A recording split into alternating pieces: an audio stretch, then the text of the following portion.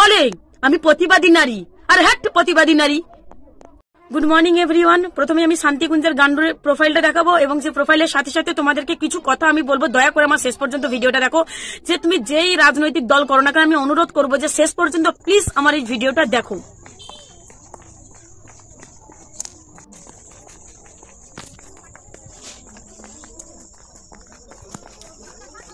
ভিডিওটা পুরোটাই দেখলে, হ্যাঁ, আমার ভিডিওটা দেখার কারণ, ওনার প্রোফাইল স্ক্রিনে রেকর্ড করে দেখানোর কারণ একটাই, যে উনি একটা বারের জন্য এখানে লিখলেন না যে বাংলার মনীষীদেরকে অপমান করা মানে বাংলাকে অপমান করা। তাই আমরা এর তীব্র নিন্দা এবং প্রতিবাদ জানাই দিল্লির বহিরাগতদেরকে। হ্যাঁ, এবার আসি আমাদের বাংলার মনীষী রাজা রামমোহন রায়, যিনি সমাজকে সঠিক রাস্তা দেখিয়েছেন, যিনি নারীকে পথ চলতে শিখিয়েছেন, যিনি সতীদাহ প্রথা বন্ধ করেছিলেন, যিনি নারীদেরকে মাথা উঁচু করে বাঁচতে শিখিয়েছিলেন, যে রাজা রামমোহন রায় ব্রিটিশের চোখে কাঁটা ছিল, সেই রাজা রামমোহন রায়কে আজ মধ্যপ্রদেশের শিক্ষামন্ত্রী, শুধু ভদ্রবাড়ির মেয়ে বলে না, ঠিকঠাক ভাষাগুলো ব্যবহার করছি, সেই অশিক্ষিত মধ্যপ্রদেশের শিক্ষামন্ত্রী বলেছে রাজা রামমোহন রায় নাকি ব্রিটিশের দালাল। বাহ, শোনো গো আমার পশ্চিমবাংলার মা, কাকিমা, দাদা, সবাইকেই বলছি, এই ভিডিওটা আমি তার জন্যই করছি, তোমরা যাকে বিশ্বাস করছো, যারা বাংলায় থেকে বাংলায় খেয়ে বিজেপিকে সাপোর্ট করে, তাদেরকেও বাংলা ছাড়া করতে হবে। আমার ভিডিওটা এই কারণের জন্য করা।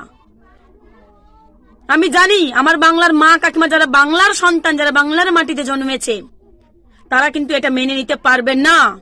রাজা রামমোহন রায়কে অপমান করা মানে সমগ্র বাংলাকে অপমান করা। কি সুন্দর, তাই না?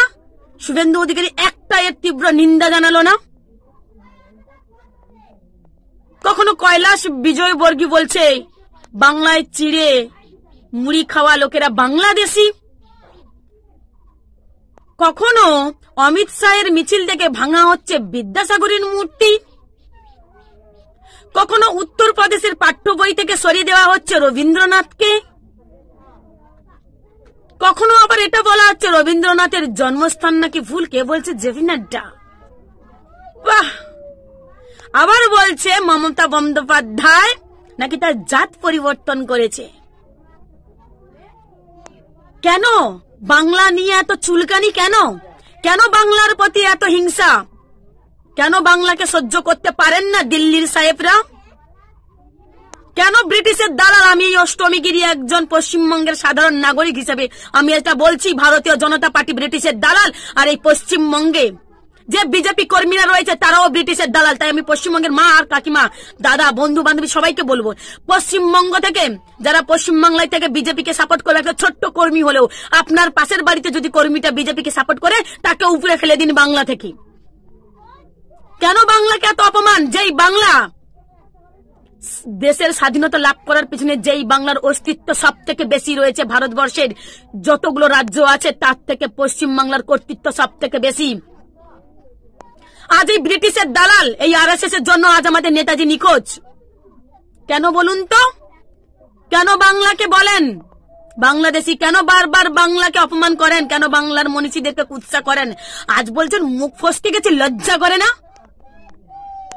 দেশের প্রধানমন্ত্রীকে আমি ভিডিওতে বলছি, লজ্জা করে না? লজ্জা করে না শুভেন্দু অধিকারীর? বাংলায় থেকে বাংলায় খেয়ে বাংলায় পরে বিজেপিকে সাপোর্ট করো। আপনি নাকি বাংলার সন্তান? সন্দেহ হচ্ছে তো। আদৌ বাংলার সন্তান কি আপনি? আদৌ আপনার জন্মস্থান বাংলাতে? এইসব না কথাগুলো আমার পশ্চিমবঙ্গের সকল মা, কাকি, দাদা সবাইদের জানা উচিত। পশ্চিমবাংলাকে অপমান করা, পশ্চিমবাংলার মনীষীদেরকে অপমানের জবাব কিন্তু 26 সালে বাংলার মানুষ দেবে।